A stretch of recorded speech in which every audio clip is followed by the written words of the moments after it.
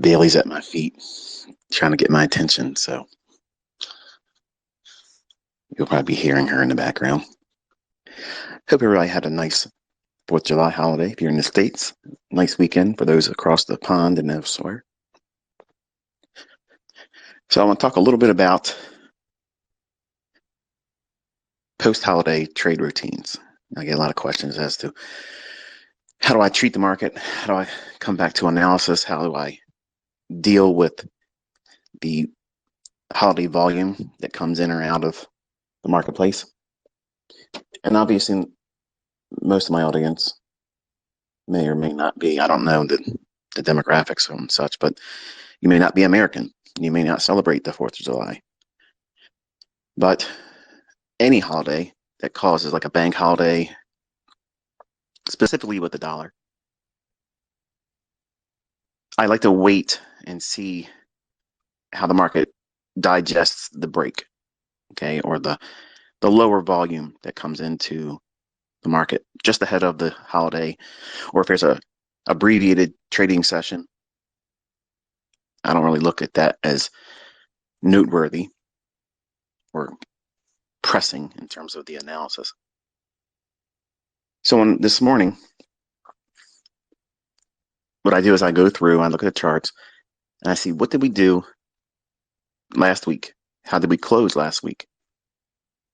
And then I look at any kind of headlines that came out over the weekend. Was there anything geopolitical? Was there anything that would have been unexpected?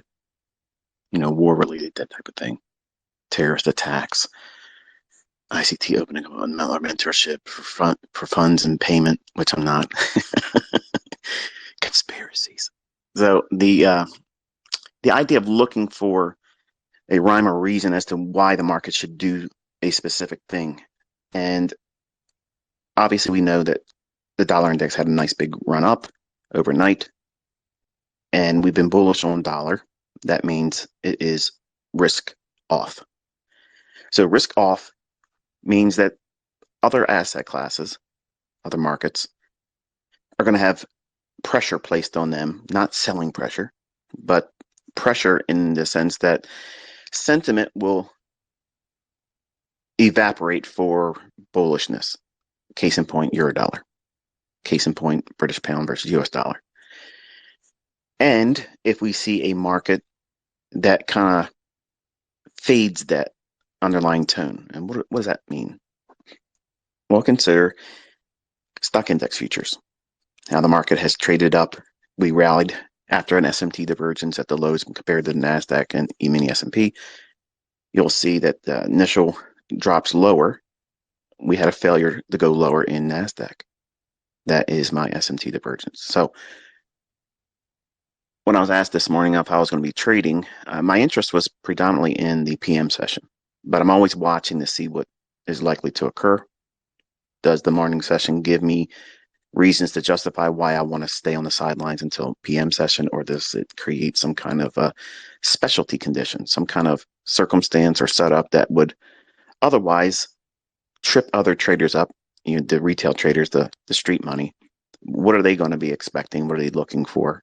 And I kind of weigh that out with my expectations on what I believe the market's going to try to do. Now, it doesn't mean I'm always right. Obviously, you've seen a few times where I've been wrong.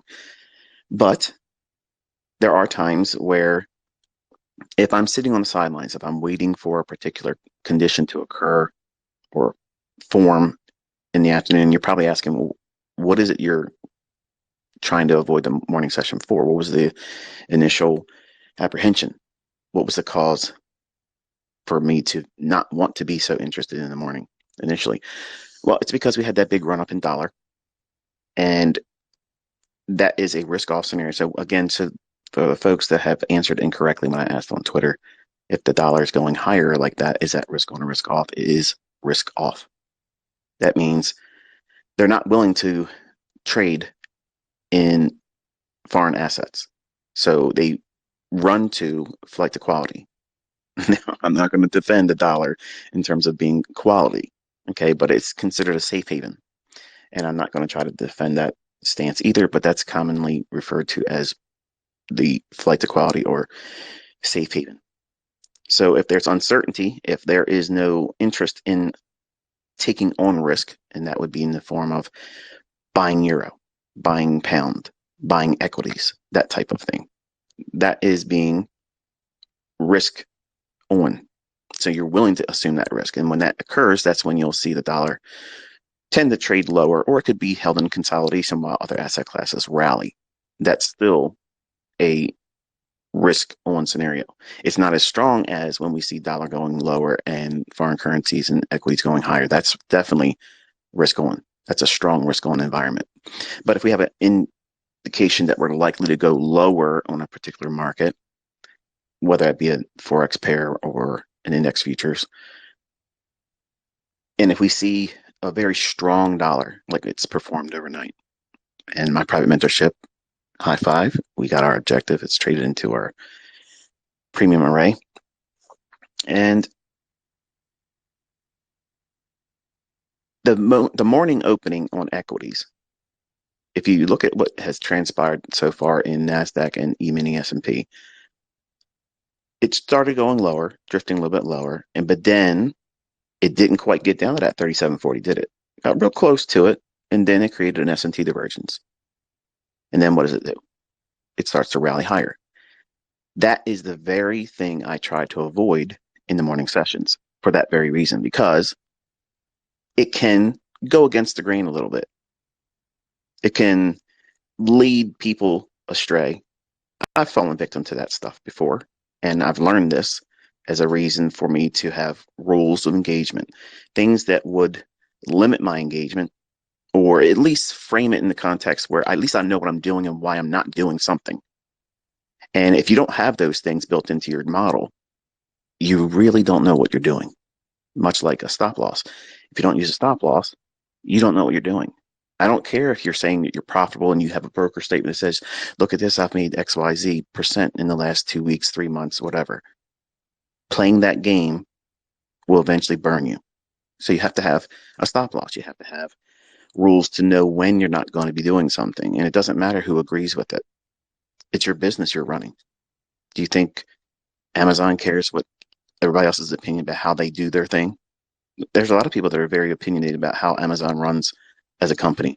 They don't pay their people enough. They don't do this. They don't pay enough taxes because they're offshore. Whatever. They're not concerned about it.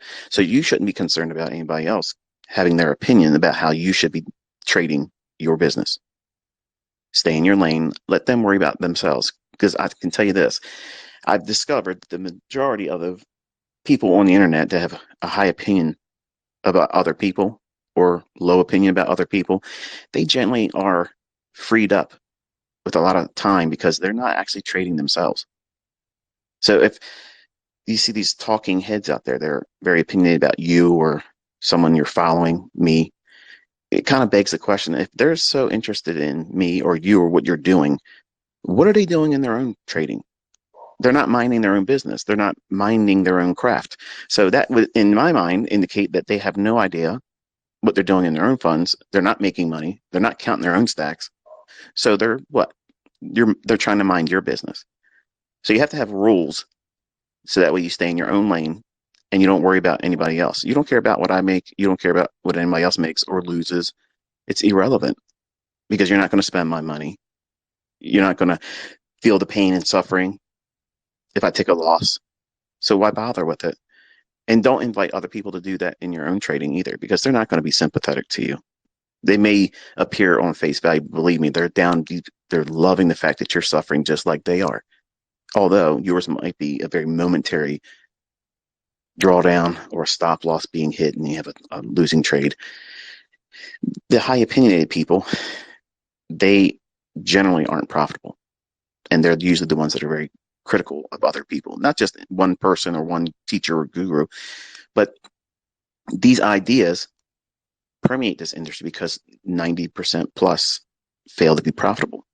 So it's easy for them to look for an outlet to discharge themselves. So to prevent yourself from having all those pitfalls where you feel like you got to do those types of things, start being critical of other people or yourself in your own journal, which you shouldn't do. You have to have rules.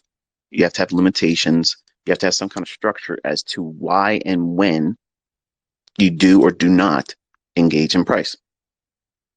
Now, back to the discussion with the index futures this morning. If you compare the NASDAQ with the E-mini S&P, as I mentioned, you can see that the NASDAQ failed to make lower lows as S&P did. And then we had a little bit of a lift. And then S&P rallied, NASDAQ rallied, and created a short-term premium. And the market traded above its short-term highs, cleared out buy-side liquidity, and we have since drifted a little bit lower. Now, did it go higher to a premium to go lower? Yes. Has it gone to 37.40 yet? No. Is there opportunity in here, or was there? Yes. Is the price action clean? No. So contrast what you're seeing in the index futures this morning versus other market days where we're looking for a particular level, a draw on liquidity above or below, and the market just delivers a very nice little break in, break in structure, and then return back to a fair value gap. And then it runs off and chases to the liquidity pool that we're looking for. That's a clean market. That's a symmetrical market. We're not having that because we're coming off the heels of what? A holiday. And we had a big overnight run in dollars. So what's actually happening is the market's being allowed to digest and develop market sentiment. That's what's occurring. Okay, so because that sentiment is evolving, now I'm not saying that the sentiment that dollar went bullish like it did last night is the continuation of that very effect. In other words, I'm not suggesting that just because we had a big up day overnight in dollar, that means it's going to continue higher, because obviously it can be rejected today or going into tomorrow. What I'm saying is, because of the holiday, because we came off of a weekend, yes, we had abbreviated trading yesterday, but I don't look at that as, again, noteworthy. I could care less what it did yesterday. I treat it like it didn't happen. So I'm looking at Friday's data. I'm not even concerned with what we did on an abbreviated session on 4th of July. Now, some of you may be hissing and saying, what? What a noob. Well, you do what you want to do. Okay, I'm going to do what I believe serves me best. Okay, and everybody's going to have a different opinion about what's best for them. And I'm not subscribing to other people to learn how to trade. I'm not looking at other people to get a better feel for what I should do as a trader.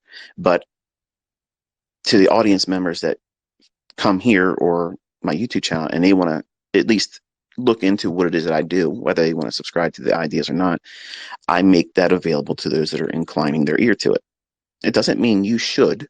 It just means that I'm answering the call for those individuals that have asked, what do I do after holidays? How do I treat the market? The other reason why I posted on Twitter that I'm more interested in the PM session this morning, because we have non-farm payroll this Friday. And I know a lot of folks that have been trading for a while, they see me make that remark, or they hear me make that remark, and they're like, dude, why is he not wanting to trade non-farm payroll? There's opportunity. There's opportunity every single day. There's opportunity all the time. But your opportunity doesn't necessarily mean it's my opportunity.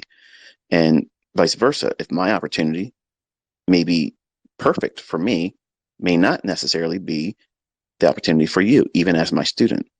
So that's why it's important for you to bring your own individual, unique personality into this, because if you don't do that, if you fail to do that, you're going to be frustrated because you're trying to align yourself with the person you're trying to copy. And you don't know what I'm thinking. You don't know what concerns I have.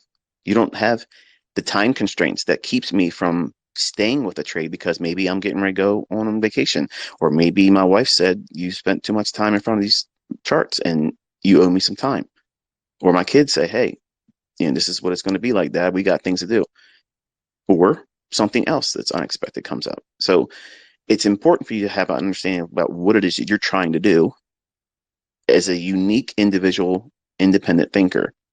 It's fine that you're learning from me or anyone else that's profitable and consistent and has a sound logic, but you still have to, at some point, make it your own. And there's nothing inherently wrong about that. You're not trying to reinvent the wheel. You're not trying to repackage the person. Now, I don't view it as someone repackaging what I teach. I don't like it when they rename things and try to sell it because that's obvious then. But for you to learn from me and then say, okay, he taught this, but he didn't put it in this order or refer to it on this time frame in this type of condition and this economic climate with the calendar. But I see this repeating over and over and over again. So should I ignore that because he didn't mention it as my mentor, or because I see something going on there? Should I log that and continuously mine that to see if it's going to be something fruitful? If you don't do the latter, you're cheating yourself of your own individual model that brings in your own personal personality, and that's making it your own. I mentioned a comment, I think the last stream or Twitter live thing, whatever they call it here, spaces. I made a remark that I could make a model every single week the rest of my life and it'd be different. And that wasn't an exaggeration. I got somebody send me an email says, why'd you say something like that? That's not possible. It is possible. How many time frames are there? It's all kinds of different time frames. You can do 3-minute charts, 1-minute chart, 27-second chart. You're not limited. And your framework, what makes sense to you and the logic behind those things, they're critical to you. They may not be critical to me. They may not be critical to everyone else in the social circle that you're in too. That's why I frown upon groups. Okay, I see a lot of folks coming to my comment section or they reply to my tweets, and what they're trying to do is they're trying to drum up an audience. Okay, they're trying to get people to come together, to congregate, and then they're going to come in and pitch ICT mentorship videos at a discount price. What I'm telling you, don't waste your money, folks. You have no idea what I'm teaching yet. Don't buy from these goobers. Trust me. Okay, trust me. Look what I've already given away. I'm going to amplify what I've already given away. We're getting ready to go into a new series. Ends. We're going to be making ends meet. And you're going to have some PDF study guides and everything starting this weekend. But it's going to be based on building rules. Rules of engagement. When not to engage. And because they have an economic calendar with the non-farm payroll this week, I don't like non-farm payroll. Have I made money on non-farm payroll with real live trading? Yes. Have I lost a lot of money on non-farm payroll with real live trading? Yes. The latter is more likely to occur and has been in the past over my career. So doesn't it make sense if I know that's an area where I'm prone to do it wrong? What did he say? This can't be ICT. ICT's too arrogant. He would never say something like that. No. I have found that most of my losses occur in certain times of the month where the economic calendar broadcasts it beforehand. And because I was falling victim to everybody else on, at the time, message boards on American Online. Oh man, I killed it in non-farm payroll. Okay, I didn't see them trade it, but I just read what they said they made. Well, that means I'm missing out. Let me go here. And every single time, I would regret it. And it would be less money in my account as a result. So I came to the conclusion that these people are full of shit. And I didn't watch them trade. They didn't even show me a broker statement. They just said they made this. And I learned later on that this is actually them lying to themselves and everyone else that would lend their ear or read their crap because they want to be coddled. They want to be nudged like, wow, you must really know what you're doing.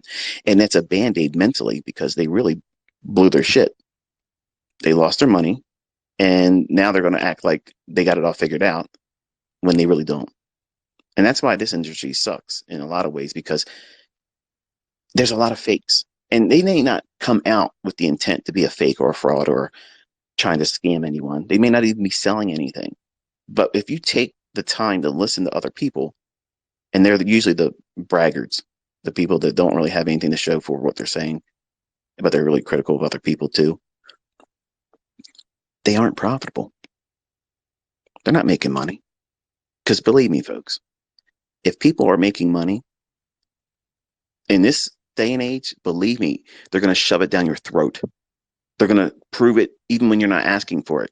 And when you said you've seen enough, they're going to still shove it down your throat. Think about it. This whole world right now, look what you're listening to. You're listening to me right now pontificate about things that probably you don't feel are useful to you, but they really are. Do you have a filter? Are you filtering out all these people that like to get on the internet, on Twitter, and do things and say things that they can't really back up with any evidence that those things took place? And that's how I fell victim to non-farm payroll. I listened to other people bloviate about how much they made. Maybe they made a profitable trade later in the day, but if they took 6 trades and the previous 5 were losing trades, and they're only talking about how they made money on that one trade, and their net loss for the day isn't really being talked about, is that genuine? No. But that's them putting on that mental band-aid. That's what social media has done. It's allowed people to put social band-aids on their character flaws. They virtue signal. Oh, look at me. I'm doing this for the poor. Look at this. I'm going to give a helping hands ministry to people that can't afford this and that. Well, if you're doing that, there's your reward. I don't get on here and talk about what I do for other people because I don't want that reward. I don't want that virtue placed on me because I say I've done something.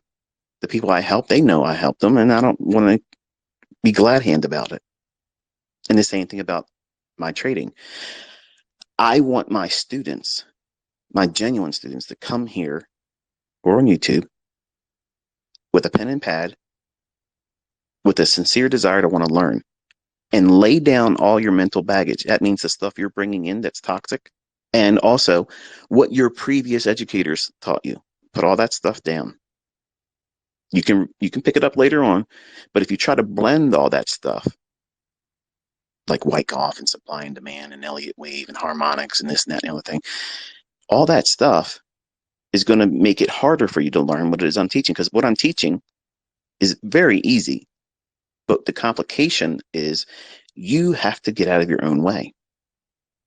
And one of the things I helped to get myself out of my own way was make very rigid rules around how I'm going to conduct myself in the marketplace. When am I allowed to do anything? And here's the hard time. When am I not allowed to do anything? Think about it. The sign says, don't step on the grass. Don't touch wet paint. What are you going to do? You're going to moonwalk across the lawn, and then you're going to put your initials in the fresh paint. ICT was here, 2022. Bite me. I did stupid stuff like that when I was younger. I'm not proud of it, but that's human nature. Tell me I can't do something, and I'm going to start thinking about 20 ways I can do it and not get caught doing it, and then feel like I've done something good when it's not good. That's human nature. That's human nature. All of us have that. That's inherent in all of us. A child is not taught how to be a misbehaving little being. It just knows it by nature. Well, in trading, all of us are like children. Yeah. That means what? We can tend to do things to get ourselves in harm's way. And you have to have boundaries. You have to set them as the analyst. Because if you don't do that as the analyst, the trader in you is going to listen to the gambler. Just like it did when I was on America Online. Non-farm payroll, man. It's going to move around. It's going to do this. It's going to do that. And if you buy this package here, it'll send you a signal. And if it's a red box, that means you sell it. And if it's a green box, you buy it. We know what the news is going to do. We know what the numbers are going to do. Man, that was garbage. I wasted money doing that. And I was among a lot of other people that did that kind of crap. All these systems that said, before the news comes out, we're going to give you this. And as soon as the news comes out, it's going to give you a red or a green box. Well, first of all, you're sitting there and you're waiting for red or green. Think about how that works when you're at a red light in your automobile. Are you really looking both ways? and see if these oncoming traffic has really stopped on their end before your green light becomes, chances are you probably don't do it. I know I have to yell at my wife all the time. And yes, I do yell at my wife when she's driving because she's not that safe as a driver. And I don't feel comfortable riding in shotgun with her. And one of the things that she does is she waits for the light to turn green and starts moving. But there's people that just generally think they can get through that light. And that's a lot of what we do as traders when we don't have limitations.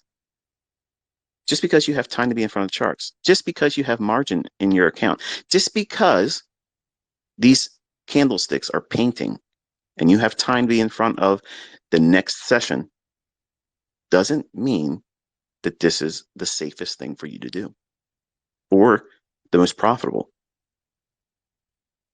For instance, look at your chart right now on an E-mini S&P. Now, probably not as practical for people that are listening to this later on, but it's basically consolidating right now. It had a little bit of a rally up after the opening at 9:30, and then we started drifting lower, and now we're consolidating. Okay. There are people out there that can't wait to get in based on the last 5 candles that's just printed because they feel like they're going to do what? Miss something. I don't feel like I'm missing anything because we have non-farm payroll conditions. And generally, for those that have been keeping up and for those that have not really listened to this before or heard me say it, the way I teach my students is on non-farm payroll weeks. What is that? It's when the employment number comes out, usually the first Friday of every trade month, and they'll give you the employment number. I don't care about the data. And whenever these reports come out, when I'm looking at high impact or medium impact news drivers, I don't care what the data says. I don't care. First of all, if I cared about it, think about what you're expecting. You're going to wait for the numbers to be released, then open up the data and start reading it. Is the market sitting still while you're doing that? Hell no, it ain't doing that. It's not doing it. And my belief is it's already priced in to the market. And then what they're going to do is they're going to use that as sentiment. And people many times will get caught off guard. Not all the time, but in my experience, I've seen many times where the data suggests that it should go higher for that particular market or would be considered beneficial for the currency. Okay, that's how like Forex Factory would say something like that. And it goes the other direction. So that was one of the reasons why I stopped trying to decipher all the quote unquote fundamental data. That I don't think that's fundamental. That's hindsight because all those data points, they've been known about.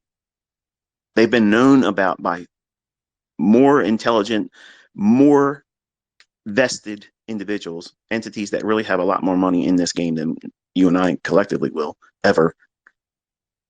And because of that, they're greedy and they'll pay for information and they'll want to be positioned ahead of time and start fading these types of moves because once it gets into the public's hands and eyes, it's already done. Like it's done. What are you expecting to happen? So it's not the same as if a headline comes out, so and so country was just bombed, God forbid, in a nuclear fashion. Man, that's going to cause the markets to go nuts. You can't expect that. You can't know how to decipher what that's going to do for a marketplace. It's going to be crazy. And that's like a black swan event. Every individual calendar event that's high impact or medium impact event, I treat that as that very thing, just on a very smaller scale. In other words, I'm expecting volatility to be injected into the marketplace. Something happens by that data being released, and the market is either organically or artificially manipulated. And what does that mean? Well, the algorithm is going to do what it normally does, or manual intervention comes in and they will reprice to a specific level, and it usually is immediate, kind of like an interest rate announcement coming out by FOMC, something like that. If the Fed comes out or another country comes out and says, okay, we're going to cut interest rates by a full basis point, something unexpected, boom, they reprice immediately. That's not buying and selling pressure. That's at central bank level. They're saying it's our currency, it's our commodity, it's our product, it's our good. And guess what? Who sets the price? We do. And we don't care if you're long or short, and too bad. Pound sand. Those types of events, you can't really predict. So what I like to do is wait for the news to hit the market and then basically go into price and see if there is something that would be manipulated to match my narrative, my bias, my trading model. If those three things agree, and the event is now been introduced to the marketplace, that being volatility based on the data that's being released by that report, then I'll go in and look to engage. But on days after holidays, and if it's like it is here, we had 4th of July in the US, it's a holiday in the US, the dollar based. And, people are out there doing what? They're cooking hot dogs and hamburgers, swimming, getting sunburns, doing things that you probably shouldn't be doing, but having fun doing it. They're not trading. But the day after that, when we put our thinking caps back on, maybe you are a little hungover. Maybe you're a little tired. Maybe you're not really focused in on what's going on. And then you add to it that we have a non-farm payroll week where I teach my students on those particular weeks on Monday, Tuesday, and Wednesday by 7 a.m. You either have your trade on or you don't.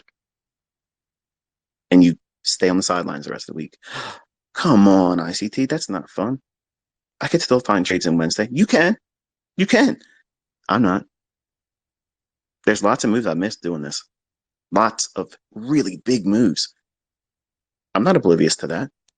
But I've also been saved by a lot of noisy, choppy price action. And I want to be where it's likely to materialize in the scope that it's high probability. There's market symmetry there. Everything's lined up. Everything's in agreement. Dollar's up. Everything else is going down. I'm going short euro dollar, and I have correlated pair SMT divergence supporting the fact that I'm in the weaker of the two between cable and fiber. So that means euro dollars fail to make a higher high, and then it's going lower, more likely to go lower than cable, which is pound dollar. So all those things, that's a symmetrical market to me. It's high probability. All things, all factors considered, that's high probability. But I will never frame the day after a holiday as high probability, ever.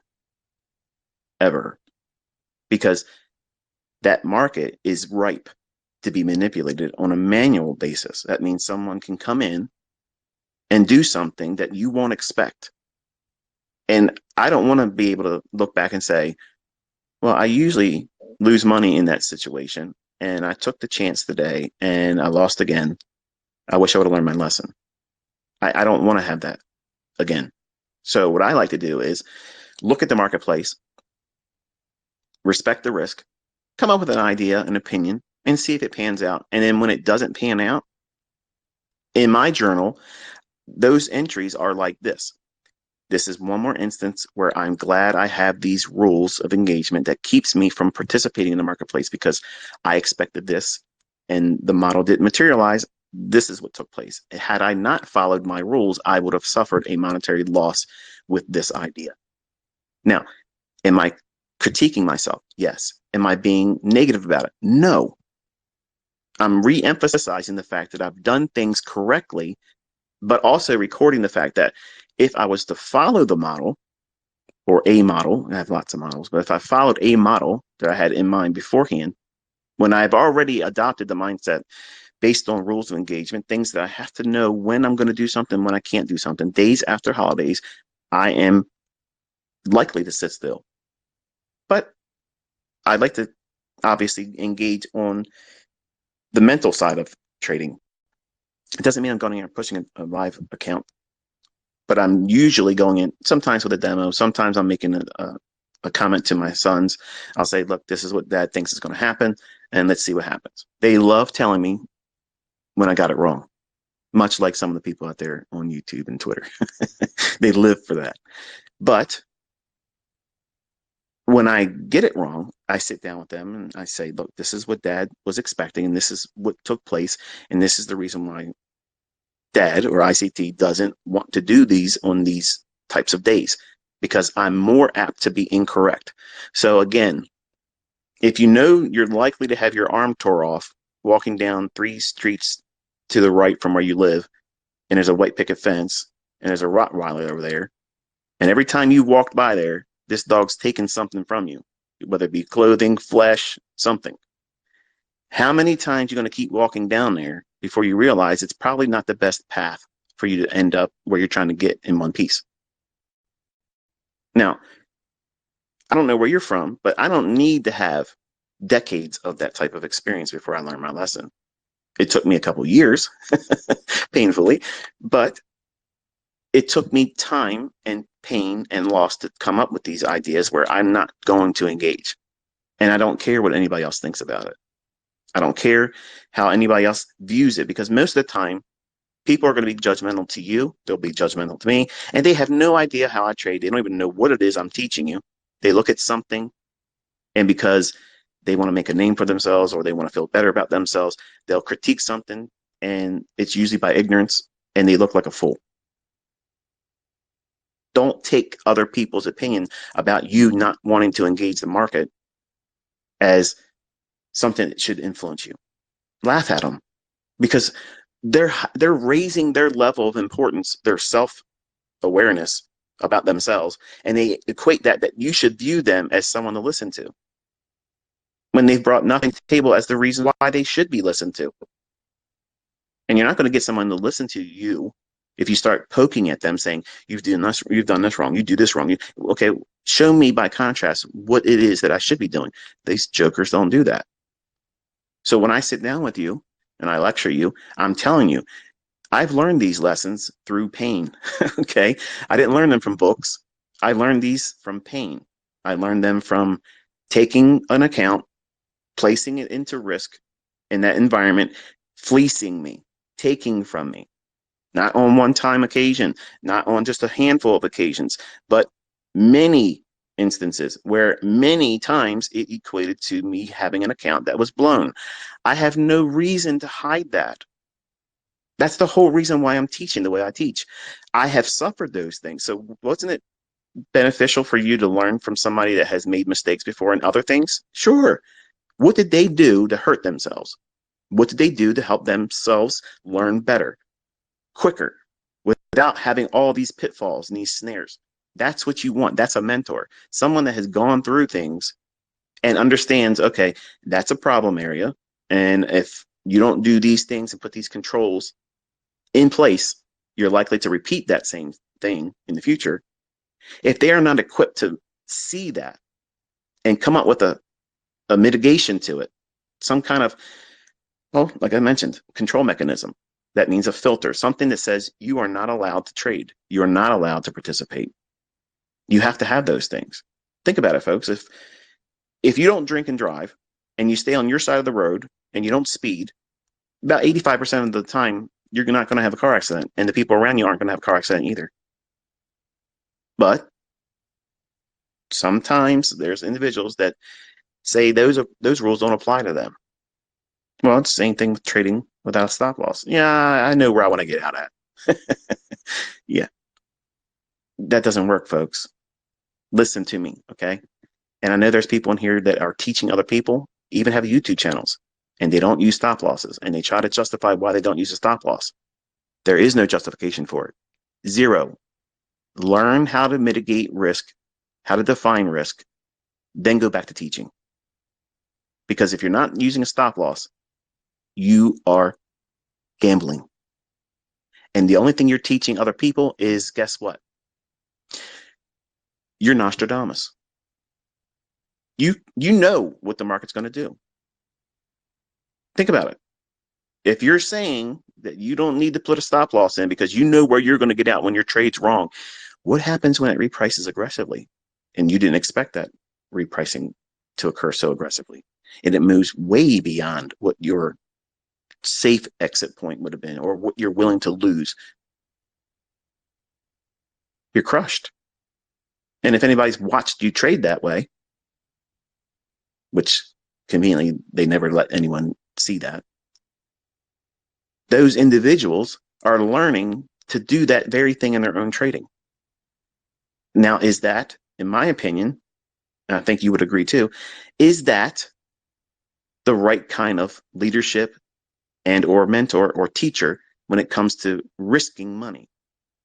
I would humbly submit no, because what they're doing is trading by itself is already inherently risky, and you have to have a way to control yourself. You have to control how much you risk, your leverage, the amount of money per trade, how much of a stop loss you're going to allow in terms of points or pips. You have to place a limit on that. What days of the week are you going to trade? Are you going to trade any old time? I teach what? A kill zone. And we're shortened. We want to see it go up first. That's what institutional traders do. They have mechanisms. They have to wait for the market to have an uptick before they can go short. So I adopted that with my perspective and price. I need to see what first. It needs to go higher. Okay, so where does it need to go to? Above some measure of equilibrium. So I'm having all these rules and these control mechanisms placed in my logic because it's an algorithm that's pricing these markets and it's booking them. And they have what? Control mechanisms, filters. So I'm aligning myself with an algorithmic principle-oriented trading model. But if you are teaching, or if you're learning from someone that's not using a stop loss and preaches they don't need to use a stop loss because they know where they're going to get out, what they're saying is they know what the market's going to do. Absolutely. So therefore, they don't need a stop loss. That is the definition of arrogance. I am not arrogant. I'm confident. Probably sometimes too blisteringly confident for some. But I do have limitations. And to teach or to illustrate trading without a stop loss, there is no other way to say it, folks. This is the way it is. Those individuals that are doing that are saying they know what the market's going to do. Now, they may say it and believe it, but that's not true. I don't know what the market's going to do. I have to use a stop loss. I know it's likely to do this or that, but I have to use a stop loss. Why? Because I'm human. I may have done something wrong. I may have shirked a rule of engagement, bent the rules a little bit. I've done that in the past. I'm human. Sometimes I think, this looks like it's trying to do this. I want to do that, but it looks like it's doing this. And I'll just toss in something small. But I'm using a stop loss. Why? Because I don't know what the manual side of intervention is going to do. And nobody knows that. That's the risk that is always in the offing. You have to have that that awareness of that potentially harming you. And if you're learning from someone, or if you're trying to do this without using a stop loss, what you're saying is you have no boundaries. That means whatever the market wants to do to you, you're inviting it. Now, there are times when manual intervention comes in and a major repricing in the market asset takes place, and your stop loss necessarily will be of no protection to you. And what does that mean? You might have a 20 handle stop loss on your index futures trade.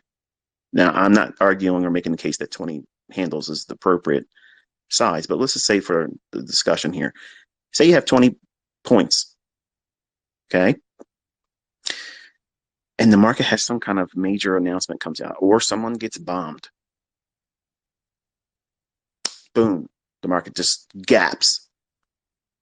40 handles. Think you can't do that? Stick around, because you're going to see stuff like that real soon. But what happens with your stop loss? Does the market and the broker say, hey, Jane had her stop loss at 42.50, okay, but it gapped 43.10. Oh, it can't move like that. Either direction, it can do that, no problem, given the right circumstance. They're not going to go back and say, okay, Jane's stop was at 50, so we're going to honor that and get her out there, and we're going to mark to market in her account based on that understanding. They're not going to do that, folks. They're not going to do it. So, yes, you need a stop loss. Yes, sometimes your stop loss doesn't give you the protection that you hold true that it would likely give you. That's the underlying risk. That's why this is not meant for everyone. And for some of you, you're probably thinking, man, this is something I didn't really think about this. I don't think I can do this. Guess what? That's probably true. And maybe I've saved you a lot of hardship and monetary loss because you probably wouldn't learn until you lost a lot of money that you probably can't do this. But for those individuals that know that you've been bitten by the bug and you're not going to take no for an answer, you have to use a stop loss because it's a rule of engagement. You have to have it. You don't know what that market's going to do. You don't know how far they're going to take it against your idea. And believe me, when I was a 20-year-old, I arm wrestled and I would pretend I was using a stop loss. I was like, okay, if it goes down here, I'm going to get out of that. And then all of a sudden it would start going towards it. And I'd say, okay, well, really, I'm willing to take a little bit bigger risk. I'll sit through 10 more cents in a move in soybeans against me more than I would have. And the stop loss is not in the market yet. It's just open. I have a target I'm trying to get to, but I don't have a stop loss in it. If you want to push it in, because that's what you're essentially doing. And that may sound crude, but that's exactly what it is. If you give the market the opportunity to abuse you, it will gladly do so repeatedly. Don't believe it? Lose and go back in again. Lose and go back in again. It's not going to feel sorry for you. It's not going to feel sorry that you didn't put a stop loss in and limit the amount of money that you're going to lose or could have lost. It's going to punish you. That's what it's there for. It's not here for your entertainment. It's not here for you to get better in terms of financial living. It's not for you. This is war. And you have to treat it as such. When people go out to battle, nation against nation, are they walking out there with wife beaters on and shorts and flip-flops? Hell no. They're going out there with helmets, plates. They're trying to get behind barriers like tanks and things that fortify themselves from, enemy fire. Because there's a risk. So if you're out there trying to do things and you don't have control mechanisms and measures in place, when should you do something? When shouldn't you do something? Well, that applies to a stop loss. I'm willing to take a loss if it goes here, but if it goes here and beyond, I'm probably wrong. That's what everybody without a stop loss is avoiding, that notion of being wrong. And being wrong, folks, you got to warm up to the idea. That's the best thing to know in this industry. Are you wrong? Are you wrong about your idea or your outlook on the marketplace? Because if you are wrong, you're going to want to know it because you're not going to keep throwing good money after bad. And as a young man at 20 years old, I didn't know that. I learned it painfully and very expensively, but I did learn it. Those and these are the discussions that none of the young hotshots that want to come here teach me an order block. Teach me an order block. Just give me the bias.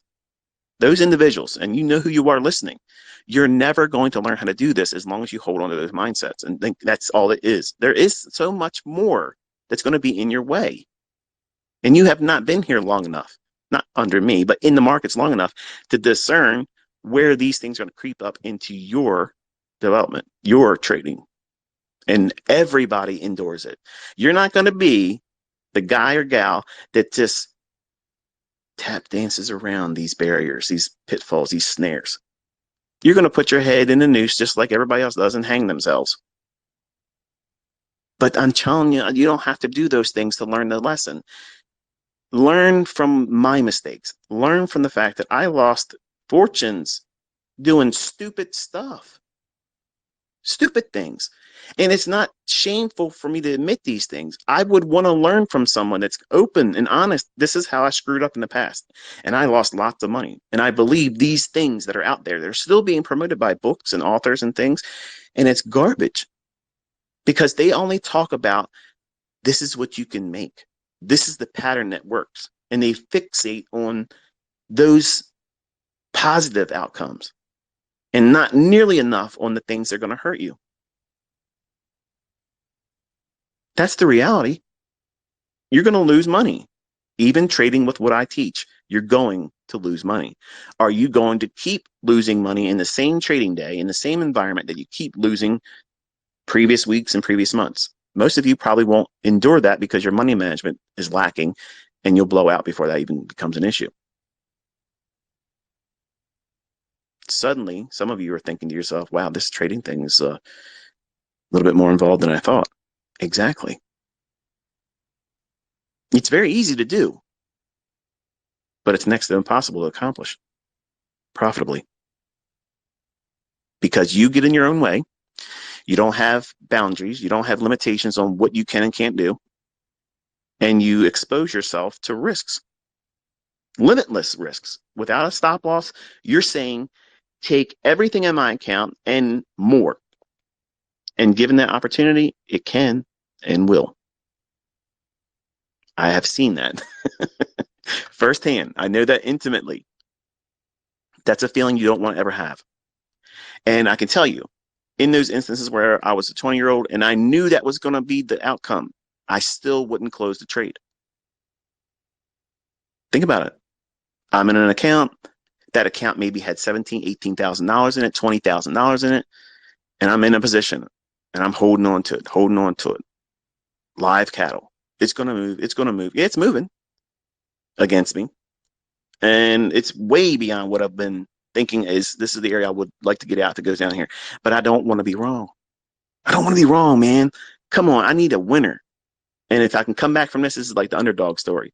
This thing went against me so far, and I still came out. Well, I came out. I came out of that trading day with a blown account. So you have to have limitations. You have to say, regardless of what anybody else thinks about me, regardless of whatever my mentor might suggest, I have to have my own limitations. These are the rules that I have to adhere to. That's it. He teaches 1% risk, but I can't. I got to do 1/4 of 1% because I just can't. I can't tolerate it. I gotta use that little bit of money to do it. That's the right way of doing it. If I or anybody else says this is the minimum threshold that you should reach in terms of managing and, well, managing risk, it's always there. But if you take that 1 degree or more beyond what the educator like myself or anyone else that's teaching sound money management and risk management, and you make it even more limited, that's actually a good thing. And some of you are like, oh, well, you can't get rich. I can't make a lot of money risking 1/4 of 1%. You don't know math. Anybody that says you can't get rich risking 1/4 of 1% failed rudimentary math. Period. Because you can do a whole hell of a lot risking 1/4 of 1% if you know what you're doing. But the problem is you failed rudimentary math. That's the first problem. 2, you don't know how to trade. You don't know how to trade because you don't know that these patterns repeat multiple times inside of 1 week. How many weeks are in a month? Generally 4 or more. How many months are in a year? 12. How long do you plan on being on this spinning rock? That's uncertain. But as long as you have mental faculties and health to do so and equity, you probably want to keep trading, right? So all that is potential opportunity. But you right now listening are probably looking at every single individual transaction, every trade. This is the make it or break it. This is the be all end all. This has to work or I'm done. Why? Why did you just make this a summer blockbuster plot where you have to absolutely conquer the biggest boss of the most villainous organization on the planet? Even the X-Men wouldn't even mess with this person. Okay, that's what you've turned this trade into. It sounds silly when you think about it because that's exactly what you've been doing. You've turned it into an Olympic feat when it's just a simple trade. But you're trading with such a high degree of leverage in an environment where it's not likely to work in your favor, but you just had to push a button. Now you're looking for the theme track to Interstellar. I'm going to figure out the problems of the universe and I'm going to beat this trade. I mean, come on, man. You're doing too much. It's either you're buying it, it's going to go higher and you get out, or you're shorting it, you're getting out lower price. If the market's not providing you an atmosphere or environment that provides it in a way where it's symmetrical, all things being equal, risk on, risk off, liquidity's obvious, the market's moving very nice, clean price levels. It means it creates imbalances, it comes back, rebalances, and then starts to expand in the direction you want to see it. Order flow is working in your favor. All those things are firing on all cylinders. That's the environment you want to be trading in. And that's what I teach you how to identify. But I'm also teaching you, and some of you are kicking and screaming, you don't want to learn the lessons when to stay out, because guess what? That's being told you can't do something by daddy. A lot of you have daddy issues. You don't want to be told when you can and can't do something.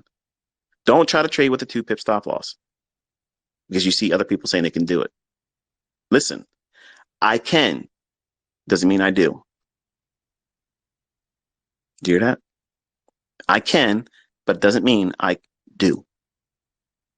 Just because you see somebody else do something, that means that they've said they've done something already. It's hindsight. They've done something. That's not an invitation for you to try to replicate that. The circumstances that caused that event, even if they did make money, you can't go back in time and do that with them. And you can't take every instance of when someone else said something, just like with my lessons and my teachings. They're going to be fractal. They look similar, but they're not exactly identical. And some of you, like my uncle was, he's very finite. It has to be black or white. It has to be this or that. And it can't be close to it, but still worth taking a shot and using a stop loss and see what happens. If you're too analytical, two things have to be in the fine print exactly this way each time, you are going to struggle. And there's no shorter way of saying it and more direct. You're going to struggle. The market's not going to bend to make it easier for you. You're going to have to endure and learn that you have to trade in the gray, where it looks like something you've seen before. But because it could be wrong, and you as the operator, you as the trader following the analyst,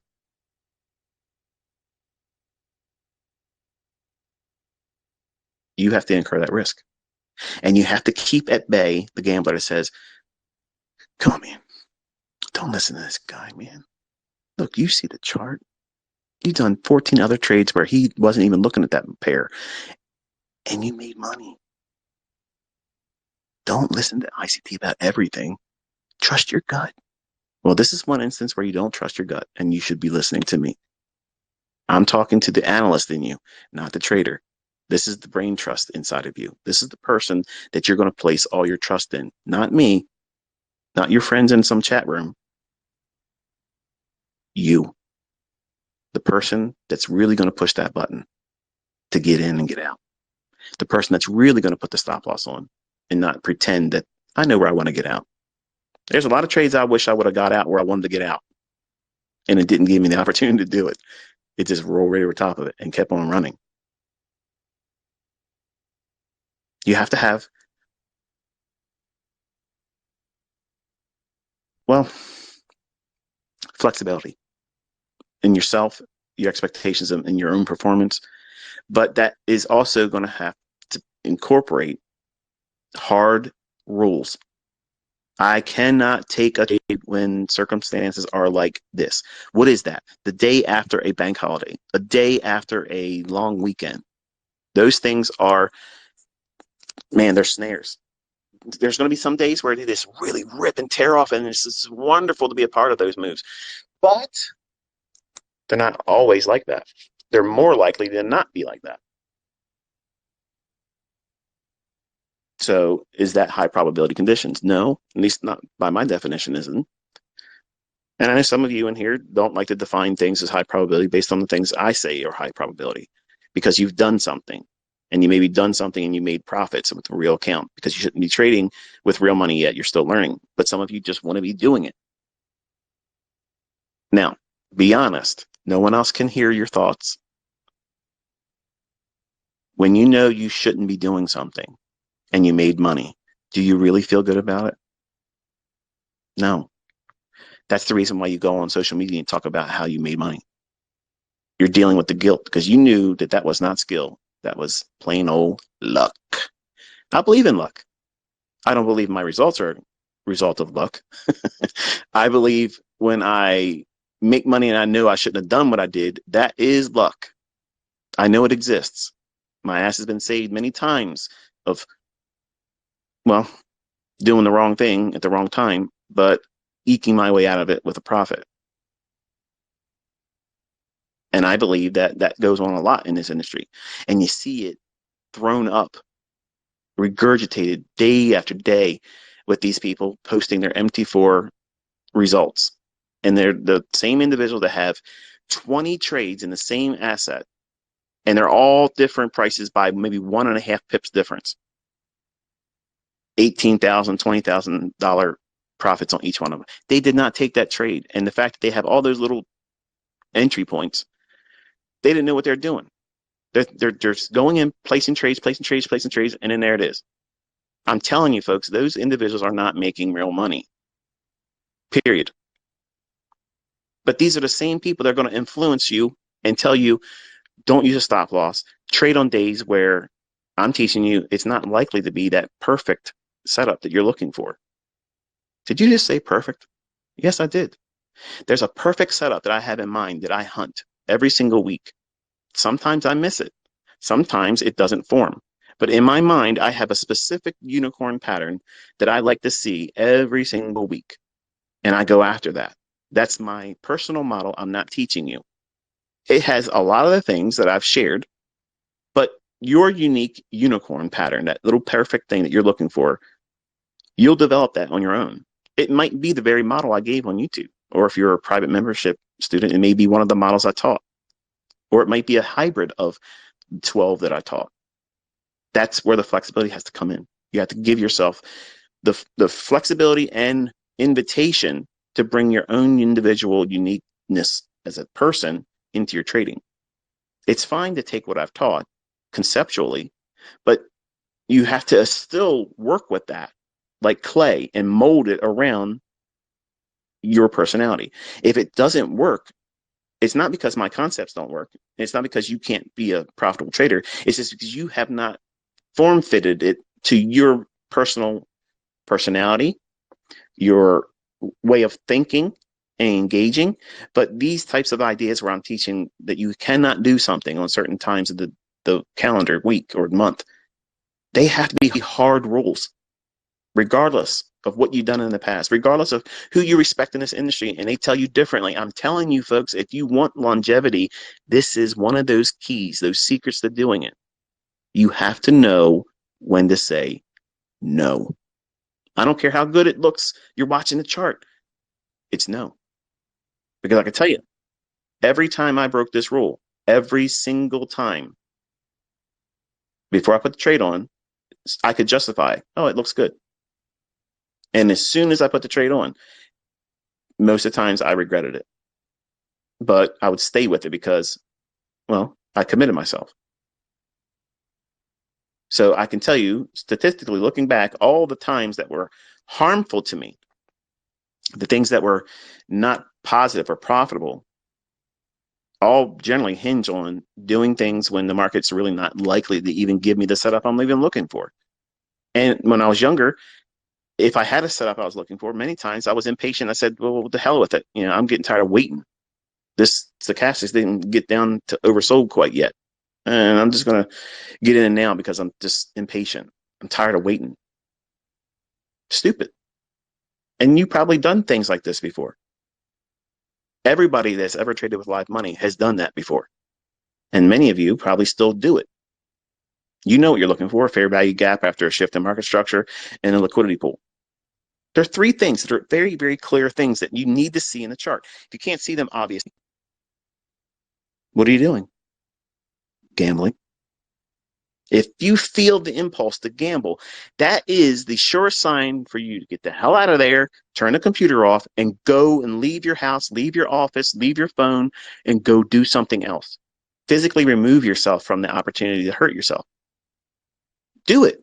I promise you, if you do that over the course of 1 year, look at how much money you would have saved yourself. That's how you convince yourself of it. But some of you are so new at this, you're not going to believe what I just said applies to you. You're the exception to the rule, and you're not. Believe me, I didn't think my shit stank when I was 20 years old. I thought I figured it out real quick, real fast, and it was like, oh, the golden child. And I had no idea what I was doing. And nobody could have told me these lessons right now, and I never would have listened. And I know that going into this discussion with you, there are some of you, especially young men, you're not going to receive this message, and you're just putting your fingers in your ears. You're waiting for me to talk about something else. There is nothing else I'm talking about today. This is it. But you need this lesson. You need to know it, because if you don't, and if you don't learn it early on, you won't be in this game long. It won't matter, because you will remove yourself, and you've done it to yourself. It won't be me. It won't be my fault. It won't be my concepts. It won't be somebody else influencing you. It's you. You. Your broker takes orders from you. Everybody else around you may have an influence on you, but still, bottom line, and responsibility solely rests on you. You can't blame anyone else but you. That's another reason why this industry is difficult. It's so easy, but it's next to impossible, because everybody wants to have the credit when it works out in their favor. They want to add a boy, add a girl. They want to champion themselves. They want to pony themselves in front of everybody. Look at this. Look what I did. Look how great I am. Put a thumbs up, like my comment, my post, retweet me. I've done something excellent today. Take notice of me. Look what I've done today. I have done something that is noteworthy. Is that someone that's grounded in what they're doing and they don't need someone else to validate them? No. That's a weak-minded person. That's someone that's an attention whore. That's what that is. I'm accused of that, but I'm not. There's a lot of things that I could show you and do that would be the definition of that. I don't need to do those things. What I do is I do just enough to inspire my students. I'm interested in what you're showing me. That's the exchange here. I teach you. I give you examples to show you what it looks like and it can be done. And then you are to go out there and do it. And then you show me like homework. That's the relationship we have here. I don't view that as attention seeking or clout chasing. You're giving feedback to your mentor. I'm looking for that. I want that. And honestly, I have a lot of user groups in my private mentorship, and I don't have one single user group where one group is just really thriving and they're doing this like they're afraid. Like they're afraid to be judged by other people in their own group. In a safe, enclosed little area like I have in a private mentorship forum, they should feel safe. They are not. And that tells you something about their psychology, their viewpoint. They're afraid. And you have to conquer that fear. Put it out there. When you send me something on Twitter, or if you make a video on YouTube and you send me the link, and I watch a lot of videos, as long as they're not really long. I like to see the videos like I create myself, these little vignettes. And you probably hear my stomach ground because I haven't eaten anything. I apologize. But I like that feedback because that means I know you're doing the work and you're taking the lessons like this one and you're applying it to yourself. You're applying it to your trading. And when you do those types of things repeatedly, you're going to get the results you're looking for. You're not going to get it on the timeline that you want. That's the problem. You're all subscribing to the fact that, yes, these things work. Yes, I can do it. And you see other people doing it, but you don't want to subscribe to the idea that it's going to take you a year to get really a full, solid understanding of what a calendar year looks like in trading. That's why I tell you it's going to take you about a minimum of a year. You can learn how to trade in a month and a half, 2 months.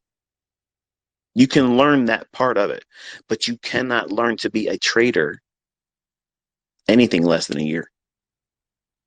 And I don't give a shit who tells you. There's a lot of people out there beating their chest that they're the best, they're the GOAT, they're this, that thing. I don't see their students showing shit. I'm waiting. I'm being real patient before the end of the year, but I'm waiting and I don't see anybody thinking outside the box or profiting in the box. But I could be wrong. We'll see by the end of the year. But these guys out here, they try to influence you. And the only thing I'm trying to do is keep you on the right path. Don't do stupid stuff. Don't take unrealistic risk. Don't expect these models to dance for you when there's no music playing. That's essentially what's being said here.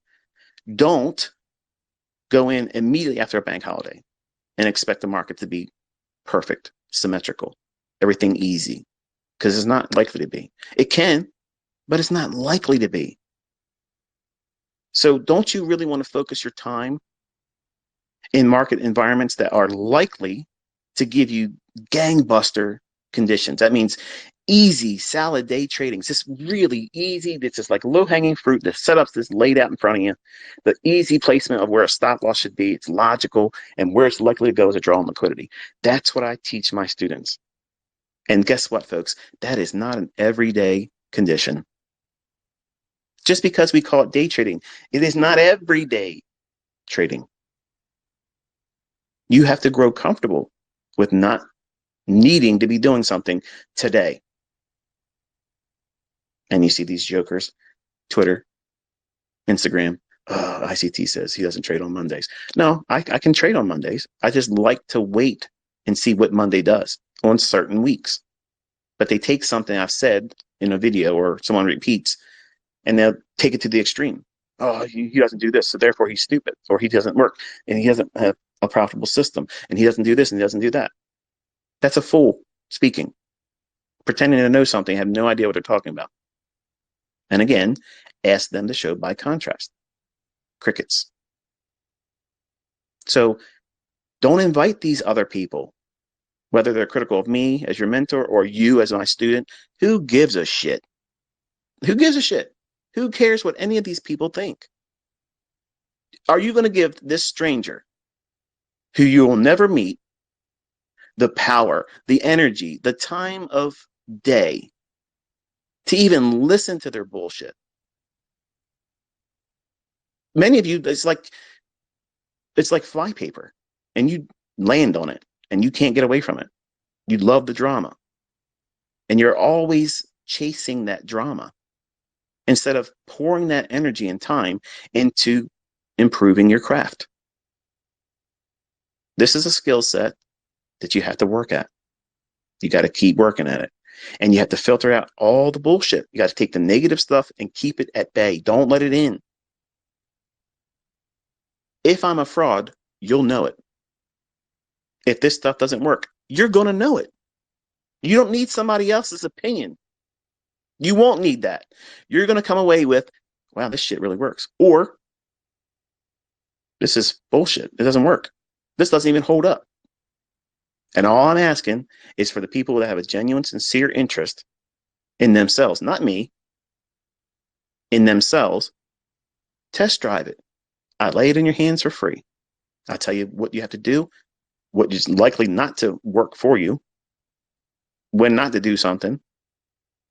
And if you operate with that in mind, you're still going to lose money, but you're going to see that it works more times than it doesn't. So if it works more times than it doesn't, when doesn't it work? That's the discovery you have to find, because it's you bringing that into it. What you're saying is your method's perfect. The algorithm is perfect. The interpretation that you or me are going to bring to the marketplace that given day or trading session, that's where the error comes in. The market's always right. We are the ones that are incorrect, and we suffer the monetary loss when we are wrong. How hard is that to assume in terms of responsibility? It's something easy, but it's like telling a child, you can't have that lollipop right now. You need to eat dinner first. You have to eat your vegetables. You can't have your pudding until you have your meat. Well, this is one of those lessons that's meat. It's not a milkshake and gumdrops, folks. But this is the stuff that you have to have. It fortifies you. It makes you prepared to endure with this market and any market out there that you're ever going to trade. It's going to give you. Now think about it. This could be 2 or 3 chapters in a book, and you wouldn't want to read these chapters. You'd be going to the parts that have charts and pictures of order blocks and fair value gaps and volume imbalances and BISIs and SIBIs and all those good things. And all that stuff will still cause you to lose money if you don't listen to things like this. Because you have to have boundaries. You have to have limitations. And limitations are not a bad thing. They're not. But you have to be told by someone that operates with them, that benefits from them, and then you have to test drive that too. And it gives you a peace of mind. It gives you clarity. It gives you confidence, a confidence level that you can't really, or I can't really articulate because you have to experience it to know. How do you know when not to trade a specific setup, even though it may look like there's an optimal trade entry, a fair value gap, a shift in market structure? It looks like there's relative equal lows above or below the marketplace. How do you know not to take those trades? How is he able to not be a participant in those moves? Well, it's this. But I don't beat around the bush and lie and sugarcoat and say I'm in every move out there, because there's a lot of moves that I'm not a participant in that were perfect. That just wasn't there to do them. Or I did it wrong. I was looking somewhere else. I paid attention to somebody else's opinion about something. I go in and look at it. That's why I don't like following anybody.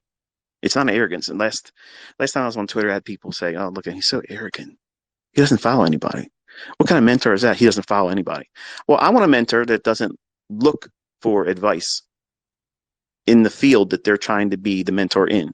Because if I'm looking for advice, that means I don't have it together. I don't know what I'm doing. Now, I'm not saying that everything I do is perfect and free of imperfection, because I'm not perfect. My trading results are not perfect. I have losing trades. I can do it wrong just like anybody else. But that's the human element in me, where I'm thinking outside of the rules I've placed in there. And every single time I do it, invariably I regret it.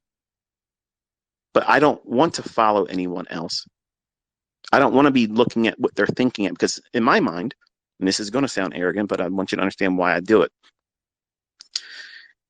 If someone shares an idea with me on Twitter, number one, if you're a student, what you're basically saying is if he likes my post about what I think is going to happen in the marketplace, he's really basically giving me a nod saying that's the right way of doing it. And notice that you do that. I don't ever do it. It's not because I don't see you. I see you. It's not because I'm trying to be rude or ignorant. I'm not going to co-sign your trade, because what that's going to do is it's going to build this expectation that, okay, I'm going to rub the magic 8-ball. I'm going to open up Twitter and I'm going to shake my phone and rub it and ask it, does ICT think that this Eurodollar trade is a good buy right here? If he likes it, yes. If he comments and says otherwise, it's no. If he doesn't like it, it's no. And I'm probably going to class the trade. Some of you are laughing right now because you know damn well that's what you're doing. And I'm not going to like your post. I'm not going to co-sign your trade, because guess what it becomes? My trade. And if I can't make money off your trade, I don't want to be a part of it. So don't do those things. And you won't feel like I'm ignoring you, and you won't grow with this measure of expectancy that I'm going to be the oracle that co-signs the validity of your trade setup, because it's not going to happen like that. I don't do it for my private membership group, and I'm sure as hell not going to do it on Twitter. So I don't follow anyone, and I don't like when people pose their analysis to me about something that's unfolding, because I'm immediately, what I'm doing is, this is what I'm really doing when you do that. I'm going in to see what you're doing wrong. Not in the position to correct you, because the market's going to correct you and you have to learn that way. It's impossible for me to field every single question that's ever sent to me by email or even on Twitter or my comment section in the videos. Just look at them. It's too many of them. Can't keep up with it. But if I am posed a question with, this is what I'm doing in trade right now, you know, what do you think about that? Or they'll sometimes throw a comment in there like, learning from the best, ICT. Listen, I don't need that kind of stuff. I appreciate it, but I'm still not going to like your post. I'm not going to high five it. I'm not going to do that because what I'm doing is giving you that little nudge that you're not going to get when you're trading without me around. And that's going to be a day in the future. I don't know when, but it'll happen. And you're going to need to be able to trust yourself. That's the mentor I'm trying to be. I don't want you pushing me above everyone else. I don't want you worshiping me. I don't want you calling me a goat or a king or any of that crap. Be your own king. You want to be a goat? You like being goats and all that stuff? You be a goat. I don't want to be a goat. I want to be just ICT. And I'm a boring middle-aged guy that is very, very content with being what I am. And I like being what I am. And I'm not going to be influenced to change who I am. And when someone sends me something like that, I go in looking for what they're doing wrong. And sometimes that has caused me to go in and take trades. Sometimes fading what you guys are sending me. Now, you don't see those things, even when they are profitable. But that's what goes on in my head. That's how I'm wired. When I see other people and they show their YouTube channel reviews or whatever, maybe they've taken a trade. Maybe that trade was profitable. I'm going in and comparing what I did that day.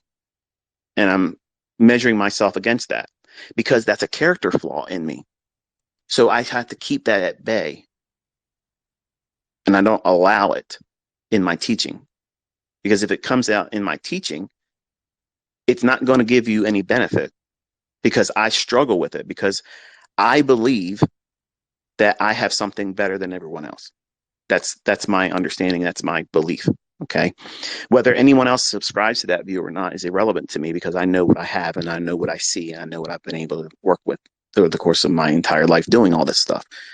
But that is also in a person's hands like mine who is obsessively compulsive and a control freak.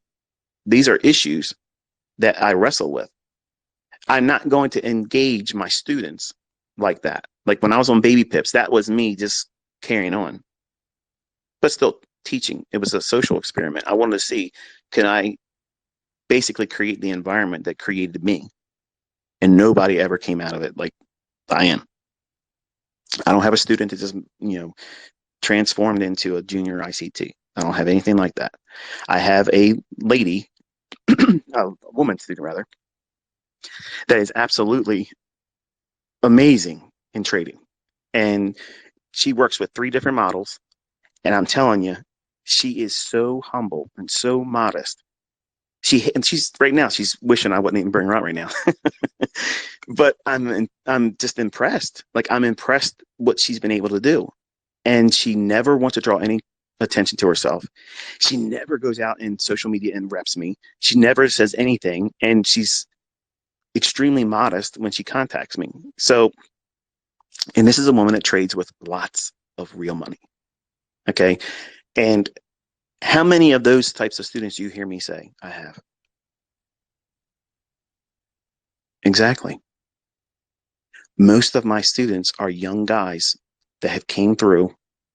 They wanted to do it easy. They wanted to have it real fast, dollar menu, mentorship with Olympic results, gold medal results, because they want to go out in a hurry out in social media and say, look at me, I'm a beast. Look at me, I'm a goat.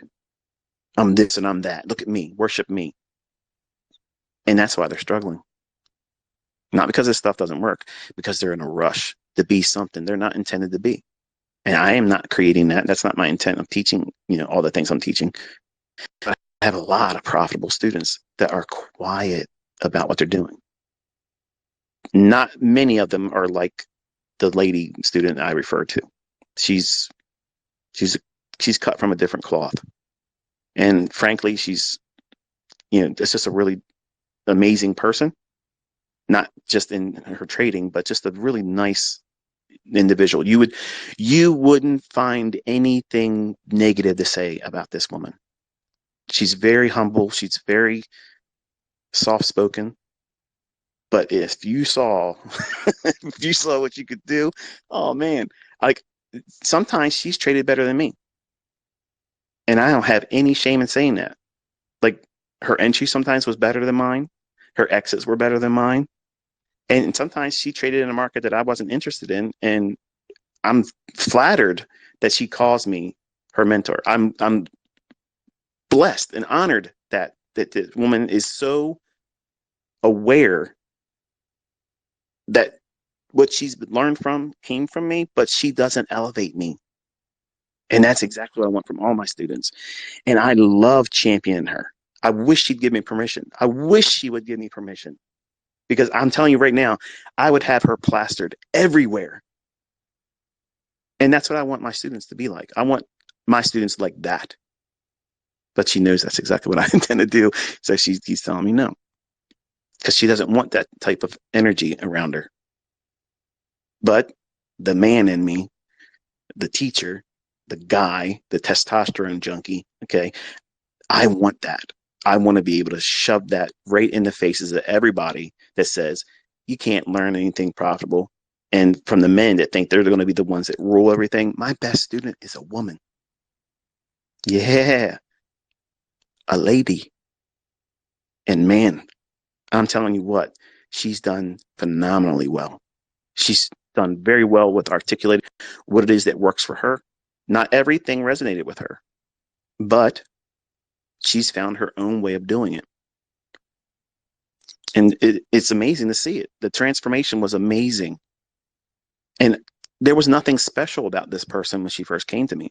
Nothing that stood out as this was going to be the one that really stands out. Nothing. Because it was a soft spoken person. Just said lots of questions.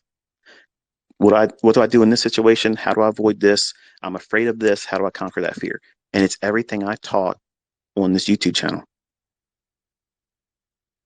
Think about that. All the things that was required for her to find her niche in this were things that I taught for free on this YouTube channel before 2022 mentorship. Think about that. My best came from what's freely available to you. And I see all these people out there, they're making little videos saying, oh, yeah, this is my opinion of ICT. Don't tell me an opinion until you show me that you traded with it. Because if you're not trading with it, then you didn't do enough work to trust it. Ooh, how's that for logic? See, you like to sit on here and critique other YouTubers and you've never really done anything. When they place themselves out there and say, hey, look, this is how I do something, and you're welcome to try to test drive it and see if it works for you. That's all I do. And for those individuals that go out and they watch a video or two, yeah, I really didn't do his 2022 mentorship, but this is how I do things differently. I look at it this way, and this is my spin on ICT. Don't even bring my name up. Don't even do that. That's clickbait, okay? Usually what's going to happen is my students are going to come in and rip your comment section apart, okay? Which means that it sounds like we're a cult, and it's not. It's just these are young men and women that are very, very passionate about who they're learning from because they know I'm passionate about them. But I'm also encouraging you not to do those types of things because not only does it look ugly, it looks like I champion that stuff. I don't want any of my students to act like that. So it's lessons like this I want to hopefully ground you, give you the right perspective, explain why certain things are beneficial for you and how certain conditions and environments are going to be harmful to you psychologically, emotionally, and traditionally it's the men, the young guys in here that get themselves in trouble because they are thinking with an adversarial, like a gladiator, a person that wants to go out there and rattle sabers with the next guy out there. And sometimes it's because they feel like they got to defend me, or sometimes they just feel like they want to be a superhero and they want to go out there and challenge the entire world. You are inviting all the wrong kind of energy because here's what's going to happen, folks. Just like it was for me when I was looking at baby pips. For I don't know, it was like a year or so. I was quietly just reading Baby Pip's forums. And to listen to the stuff or really read the stuff that was being talked about on there, it's laughable. Like this stuff that was being promoted by people is garbage. It's literally trash. But there was people still working very diligently to try to make those things work, and they never were working. So I sat down. I said, you know what I'm going to do? I'm going to do something I said I wasn't going to do anymore, and I'm going to come out and make myself available to people. But I'm going to have to get something out of this. I'm going to have to do a social experiment and see if there is a way that I can kind of create the same atmosphere that I had when I came up. And I want to see if I can create that like a laboratory experiment. Give them just the right amount of information I had in the order I got it, and see if they were able to see what I was able to see. And again, not one person was able to do that. But I wanted to be the person to come out there and help other people. But I also came out with something of a chip on my shoulder. I was told not to do something. And remember what I said earlier in the video or this discussion? The sign says, stay off lawn. Don't touch wet paint. When I'm told I'm not supposed to do something, I'm going to look for 17 different ways to do it. That's just the way I'm wired. I'm not saying it's an admirable characteristic or trait. It's many times the real reasons why I have anything negative in my life, because I feel like I have to do these types of things. Outwardly, some of you might look at it as, oh, you're attention seeking. No, I have something I got to get off my chest. And I have it.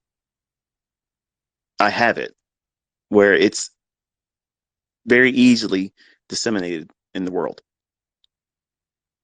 But I'm told I can't do certain things. So I try to color outside the lines as much as I possibly can. And then I'm told, don't do that. Don't do this. You better not do that. So I backpedal and I look for different ways to go, again, a different approach, a different strategy, but gets me very, very close to what I feel is an insatiable desire to share. And when I was teaching for free, I'm teaching for free right now, and I don't want to go back to ever teaching for money. But I had so many people say, you know, he only wants to do this for money. Well, I proved that I can make millions of dollars teaching, and I proved that I can put that down because I don't need it. There's a number of individuals out there right now that are teaching. They don't really have a justification for collecting money because what they teach doesn't work and they can't prove they've done anything with it. They, in this situation like I am in, that I am turning away that type of money, they would never even ever entertain that. And why did I do that? Why did I go into the paid mentorship group? Because I know some of this stuff keeps popping up. When I was teaching for free on Baby Pips, and I was doing it a lot, like every day I was putting up something. I loved it. My wife was like, why are you spending so much time with these people? Like, you're spending all that time. What are you getting out of it? Oh, I got a lot out of it. It was a vent. It was an outlet for me to plug into and download everything that's in my head. And I was really actively trying to see if there was going to be an individual out there that could come up like I did. I wanted to create that Dr. Frankenstein scenario. And I was disappointed that it didn't materialize. Like I worked very hard with some individuals on an individual level, and they know who they are. And some of them actually turned out to be trolls. And that just goes to show that they had the issues, not me, because they were getting hand delivered things down above what I was teaching on Baby Pips and on my YouTube channel early on. But I didn't go in with the intent of building an audience to sell. I didn't, because I could have done that right from Jump Street. I had 1 million views on my threads. Nobody ever had that many views on Baby Pips. And that's not bragging, folks. I'm just telling you, think about it. I had the framework to go right into business if I wanted it. But we went to Ocean City one summer, and it was in 2016 actually. And I came back, and I had all these emails from people saying, "There's a Middle Eastern guy in a company that's taking your free YouTube videos and selling them." And I'm like, "What?" And I just kept reading all these emails. It was like everybody discovered that this was going on. And I honestly, I ain't gonna sugarcoat it. I was fucking pissed off. I got pissed off. It lit a fire under my ass. Like, you son of a bitch, watch this. You want to do something like that? Okay, no problem. Instantly, I told my wife, I said, I'm about to do something that's probably going to change a lot of people's opinion about me. But if I don't do this, I'm going to lose my mind. So I went right to Twitter. I said, I am not going to teach anything ever again for free. You've been selling my stuff. If anybody's going to collect money on it, I am. And I put the PayPal link up. In 24 hours, I had $80,000. 24 hours, I had $80,000. And it just came in wave after wave after wave after wave. Now, when my wife saw that, she was like, wow, this is, without any advertising at all. I was like, yeah, it's crazy. I never advertised. And I got all kinds of threats. And I knew I was right over my target. Because why are they going to buy anything from anybody else when the real McCoy's doing it? And that's how I grew. It was not by any fraud. Everything I've done in front of people. I've said, this is where the market's going to go. This is what it's going to do. This is why it should work. And this is why people were in my mentorship and stayed. The ones that couldn't do it, couldn't afford it, or they found someone leaking it and selling it to them for cheaper. And that's the reality of it, folks. And no matter what I do, someone's going to be out there trying to twist it and make it a way for them to make money with it that wouldn't be in agreement with me. It's like anything. Pay-per-view events, they they make their little channels on. It used to be like Periscope, and um, I can't think of the other thing, but you know what I'm talking about. When people, they can't afford to pay the live event, like it's a boxing event or something like that, somebody will put it up there and say, hey, just tip me $5 and you can watch it from my stream. It doesn't matter. I mean, that stuff's always going to go on. I'm not going to be the exception to that. And if I'm a hot commodity, which in trading, Forex and such, I am. And I'm not beating my chest, but I did this with the intent of doing it for free forever. But I got pissed off. I did it. And then I said, well, I'm not going to advertise. And I did say I'm going to do it and close it. And then I had all these other people saying, hey, let's join, let's join, let's join. I want to join. You didn't give me the opportunity. And for a few years, I felt bad. So I opened it up and I finally said, this is it, because it's become too many people. I can't even manage having any more people than I already have. It's next to impossible to manage. And I'm going to tell you the truth. This is the truth, folks. Okay. Listen to me. This is why you can trust. I am never, ever, ever, ever, ever, ever, ever, ever, ever, ever putting that PayPal link out there and saying, join my mentorship again, because I can't give the level of service on an individual basis like some of my students already want and they expect and knew damn well they would never be able to get that from me. You can't. Nobody has enough time in the day to be able to do that. Let's just say you had 500 students, and I have shit tons more than that. Let's say you had 500 students, and all of them are emailing you 2 or 3 questions a day. And believe me, that's low end. How much time do you have in a day doing everything else you do as a husband or a wife, a father, an employee, because most of you probably have a job, or if you have a business, or if you're in school? How much time do you have to sit down and just do 1,500 replies? Now, you're not just opening the email right away, giving a reply. You got to listen to them. You got to read it. You got to figure out where they're coming from and then articulate a manner of response to them that is going to be meaningful and useful to them. Now, do that with hundreds of thousands of people. Think about that. Do you know anybody that could easily sit down and say, yeah, that's accomplished with this, that, and the other thing? I could do that. I could have a team of people And it still wouldn't help me because the brain trust is me. I can't give the responsibility of answering their questions to someone else. So I can tell you this is the reality of it all. They are part of a community that I outlined beforehand where I think the market's going to go. That's the only benefit that they have. You cannot join that.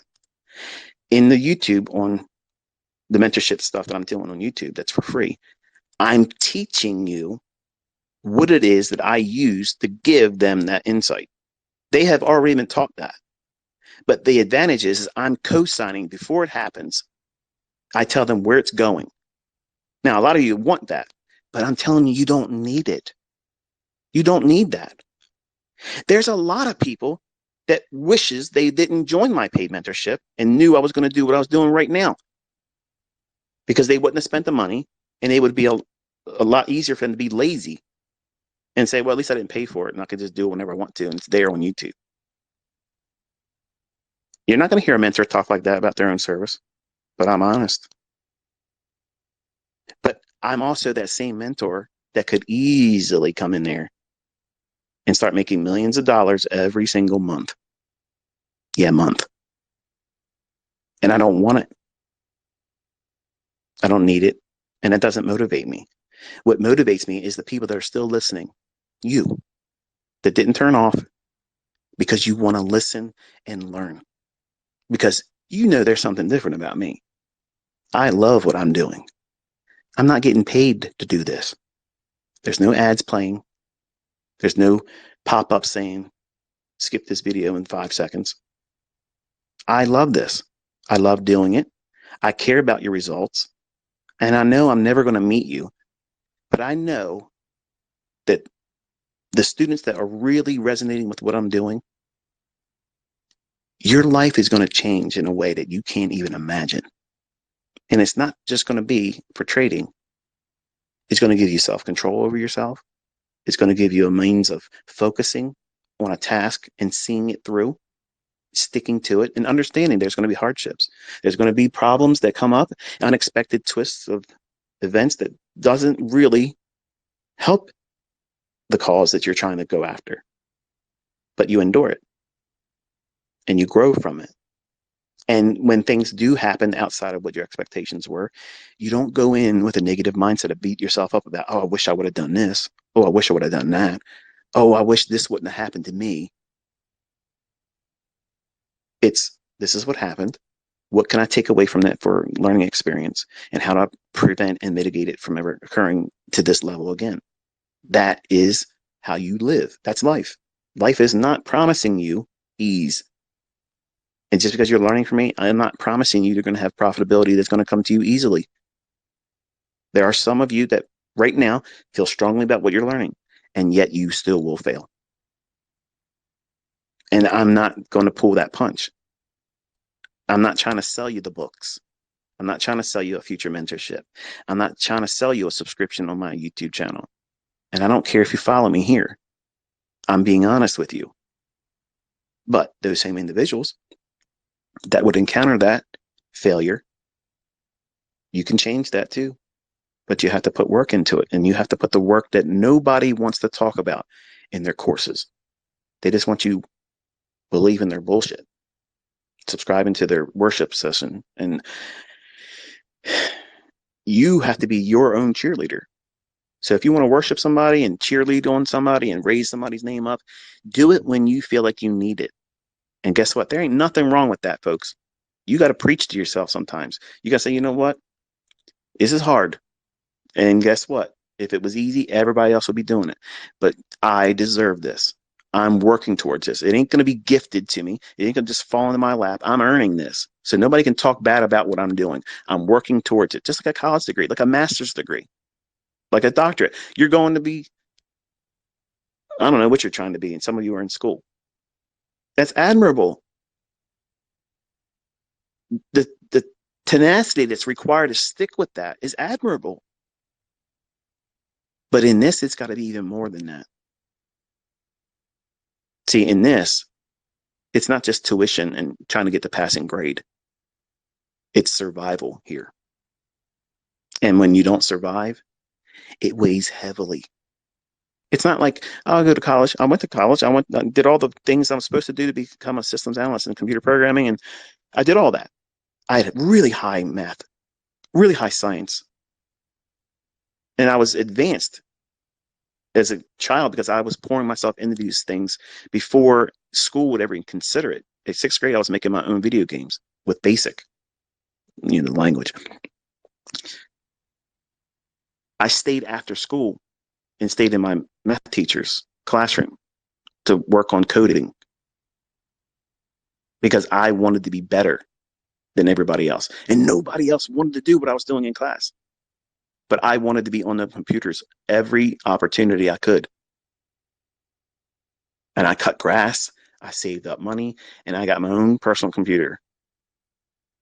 And that's what I was doing. When everybody else was playing football and playing baseball and doing soccer and all the other stuff that normal kids would do, I was in there coding. Now, I didn't know anything about the markets then, but that's where I was. That's how I've always been. So I've been different. And I'm a mentor that I could be making millions of dollars every single month doing what I've been doing for 6 years. And I want you to just take a step back and listen. Who else would do that? I'm not trying to virtue signal. I'm not trying to say, look at me, I'm the GOAT because I'm doing that. I want you to understand what my motivations are. And don't lose sight of what I've been telling everybody. Shit is about to get really hard. And I don't feel comfortable saying, you know what? You're going to need to make more money and different ways of making money. It's going to get hard. Here, pay me and I'll teach you how to do that. That's disingenuous. But because I'm willing to do that doesn't entitle you to the same level of analysis that my private group gets. The beforehand, they earned that because they trusted me and they paid for it, frankly. Here, I do way above what would be reasonable and expected in terms of free education. And I love doing it. And it works. Look around. There's people that are doing all these things that are now making money. They're not solicited. I don't pay these people to do that. I don't have any affiliate relationship with any of these funded accounts. And believe me, they'll tell you if you ask them, because some of them reach out to me all the time. Hey, can you? No, I'm not. I'm not repping any of you. Just sit back. My students will probably be using your service and then they can rep you. What other mentor, let me say it this way because I gotta be careful. What other concepts do you see all these funded account people getting their accounts and then getting withdrawals? What other concepts do you see outside of mine? They may have their own little twist of their name, but they're teaching my stuff. But they're learning what I have authored. Now, I don't like how they did it, but the students that have done well, I'm happy for them. The people that are trying to get credit for themselves, like they learned it on their own, they're the ones I have an issue with because they're doing it all the wrong ways. And I understand they're trying to they have a hustle, but their hustle is really flawed because they're really not going to have the credit once people wake up to who they are and what they're doing. They'll start smacking them around, and they don't care. They want that fast money right now. But the people that are learning what it is that I've released into the world, that stuff that's making them real money, you can't argue against that. There's a lot of people out there teaching all kinds of stuff. But where's the proof that this stuff works? That was the proof I've always wanted. I wanted that proof. I want to be that mentor. I don't want to be the person that says, oh, no, I make lots of money because I've taught. No, I'm the mentor you want to have because I'm not going to lie to you about how hard it's going to be for you, all of you. But I'm also the mentor that's going to be able to say, I could be getting rich off of you, but I don't want to. And in my eyes, coming up the way I did, that's the person I would have latched onto. That's the person I would say, you know what? I may not agree with everything they say. I may not agree with their delivery method. He may not say the things I want to hear, but I know what he's saying is impactful. He endured something. He learned from that. So I might not feel that it's applicable right now in my own development, but I know it's noteworthy because he is talking about it. And now I'm talking about it a lot longer than I wanted to when I first sat down with this space. If you were here with me one on one, like I was doing in the 90s, this is exactly what majority of the time was going to be like. This is it. Not one of those individuals ever sat up and said, you know what? I got to go. This was a waste. This was the things that they leaned on afterwards when they started engaging, pushing a button. These are the things they came back to and said, you know what? That conversation we had about this, or that conversation and that session we had about that really came to fruition and resonated with me today because I leaned on that logic because I needed it. And I can't imagine how I would have been able to endure had it not took place and I was a participant in that conversation. See, I'm talking to my children right now. You just had the benefit of thinking I'm talking to you. My children. That's what this message is for. So when I talk to them, I absolutely love them enough to pour everything I have about knowing what they should and shouldn't do. And that's why it's genuine to you, because it's meant to be genuine. It's real. I'm doing this out of love. But you have the benefit of being permitted to listen to it. That's why I'm different. That's why when you listen to me, I sound sincere because I am. My audience is my children. All those videos I made on YouTube, all the videos I made in mentorship, they're not for you. They're for them. And I say it multiple times throughout the years I've been doing it. But that's why it feels like I'm talking to you. And it feels like we have a relationship like that because you are coming to me with an expectation. You want to be taught and you want me to care about your results. I do. As a student, I want you to do very, very well. But have in mind also that when I'm speaking, I have my children's faces in mind.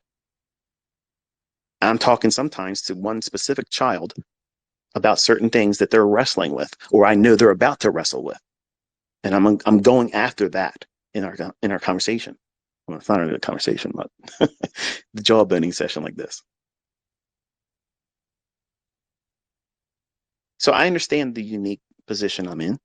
I'm not oblivious to how some of you can take that out of context and lift me up as a hero or look at me as someone that's not worth having the attention placed on. I don't care either way. I don't like when I'm worshipped, but I don't care when people disagree with what I say and don't think I teach appropriate things. But you have to know, where are your boundaries? I know where mine are. Do you know where yours are? I know that this morning wasn't going to give me the conditions that would be the ideal model conditions. And I'll leave it up to you to discern whether or not it was offering very clean, symmetrical price action. Sure, market's gyrated around, it's moved around, done all kinds of things. But has it done what this model calls for? No. Should you be upset about that? Some students would be. ICT, you said this repeats every day. It repeats every day in some asset. It's there every single day. But your market might not be the market it creates the setup in. And you have to know that it's fine. It'll come when it's supposed to. But here's the wonderful thing. I didn't fall victim to anything today because I have a rule. After bank holidays, I watch, I observe. Is the market still booking price in the manner I would expect? Dollar went higher, so does the S&P sell off? Not so much. After it ran up initially, yeah. But it has yet to take out that 3740 level. That's my interest. That's the level I'm interested in this week. How's that useful?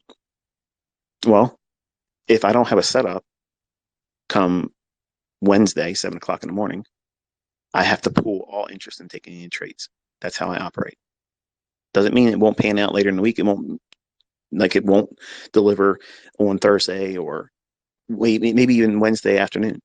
that would be a missed opportunity for me. I'm okay with that. You're probably not going to have that comfort or willingness to say, okay, I missed that move. You'll probably go crazy because it went down to 37.40 on a level that was obvious. It was framework was there, but that's not a trade I would take because it's outside the rules that I've placed on myself for this particular week, non-farm payroll week. Why do I operate like this? Because Thursday and going into Friday, non-farm payroll release at 8:30, the market can be very choppy, aimless, and just do things that are uncharacteristic to what it is I'm looking for in price action. So if I know that these climates in that economic calendar for that particular week every single month are likely to bring those adversities, why would I want to risk money in that when I know there's times when it's not like that? And I'm looking for those in instances where the market's almost inviting me. Hey, look, I'm going to do that thing you're used to seeing. Come over here and get this.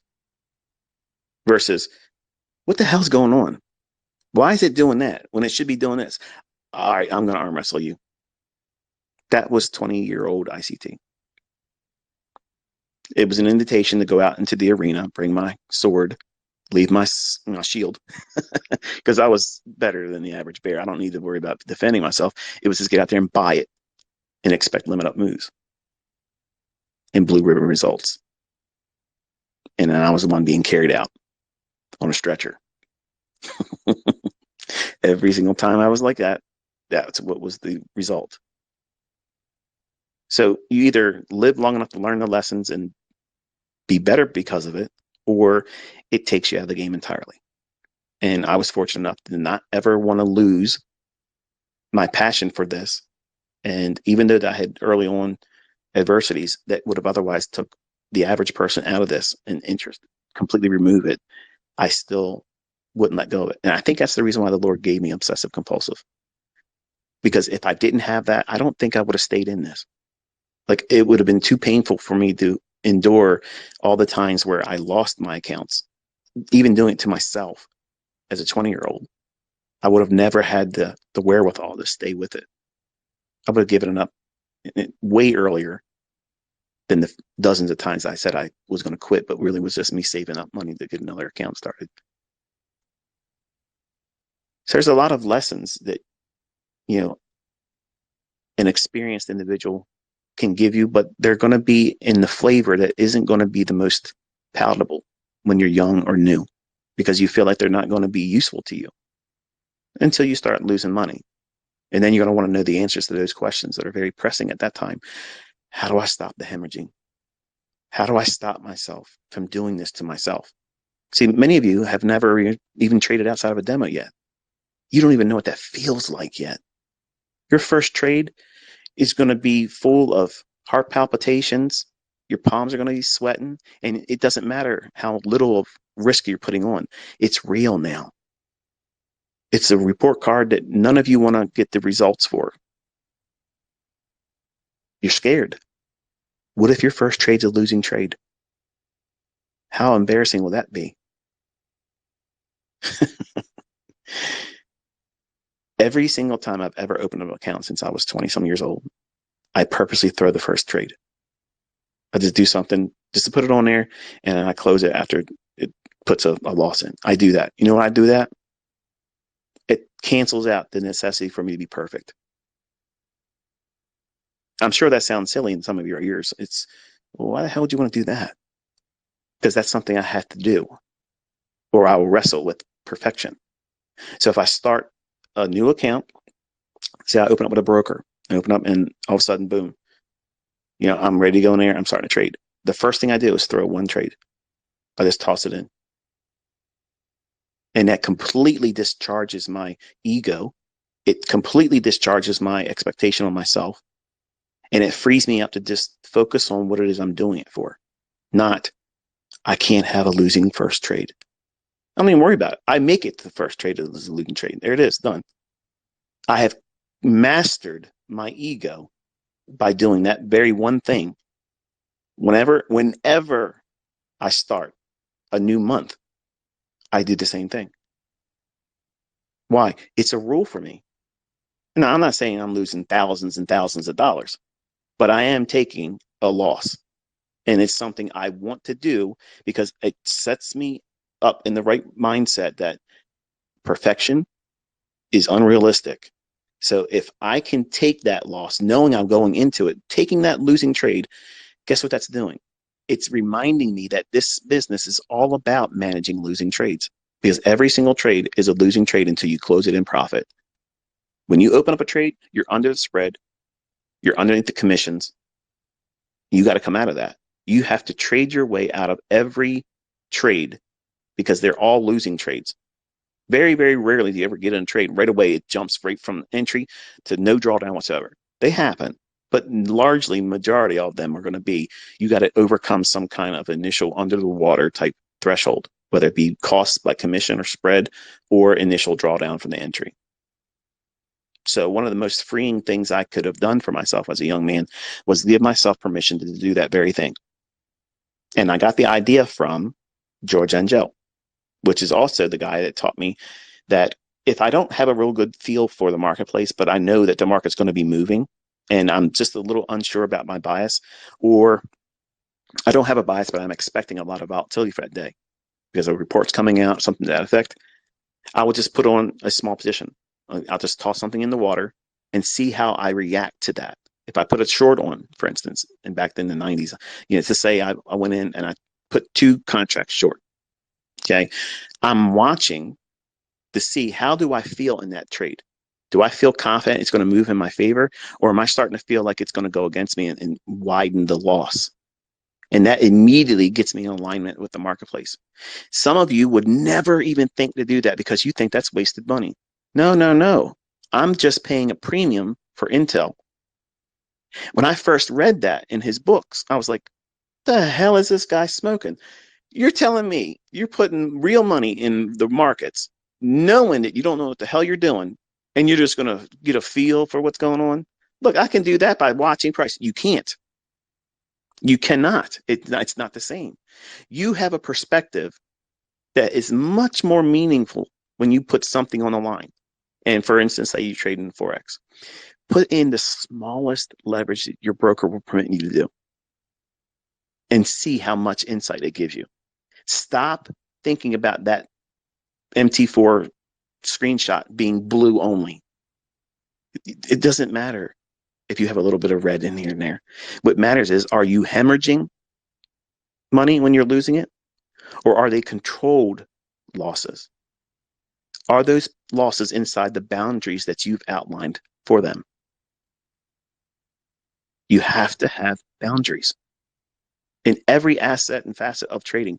The way you engage, the way you think, why you're doing something, why you're not going to be doing something, what prevents you from engaging a certain way or a certain time of the day or calendar week. And when you have those rules, stick to them. It doesn't matter what anybody else thinks about them. You have to adhere to them. When you're driving your car, how often do you got to go over on the other side of the road? You don't make it a practice to do it all the time, right? Hopefully. How about drinking and driving? Do you make it a practice to get up every morning, have 12 beers before you go to work and drive to work? Hopefully not. Speeding. I'm guilty of this one. So I'm going to be real careful how I say this one. But how many times do you want to go over the speed of 100 miles an hour? Probably not very often, but I can tell you it's on occasion happened. But I'm being honest, folks. Those rules are there for our protection and everyone else's protection.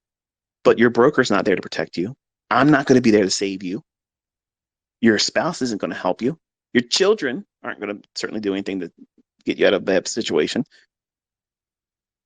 And those people in that chat room that you think are your friends, they don't give a shit about you or your results.